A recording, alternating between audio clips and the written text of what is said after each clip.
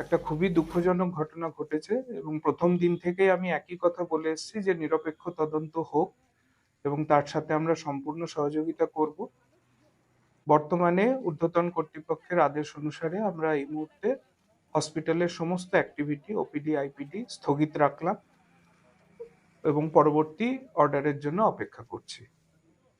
মৈনাকের মৃত্যুর পর পরিবারের পক্ষ থেকে চিকিৎসায় গাফিলতির অভিযোগ তোলে।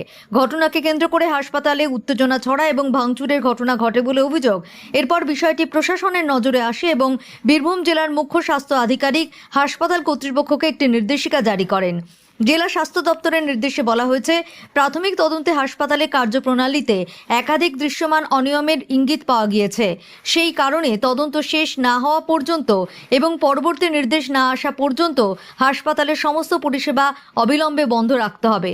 নতুন রোগী ভর্তি, বহির্বিভাগ, অন্তর্বিভাগ বা ইনডোর পরিষেবা, রোগ নির্ণয় পরিষেবা, রোগী সেবার সঙ্গে যুক্ত অন্যান্য সমস্ত কার্যক্রম বন্ধ রাখতে হবে। এছাড়াও মৃত কিশোরের চিকিৎসা সংক্রান্ত সমস্ত নথিপত্র, রিপোর্ট, প্রেসক্রিপশন এবং হাসপাতালের রেকর্ড সংরক্ষণ করার নির্দেশ দেওয়া হয়েছে, যাতে তদন্তে কোনো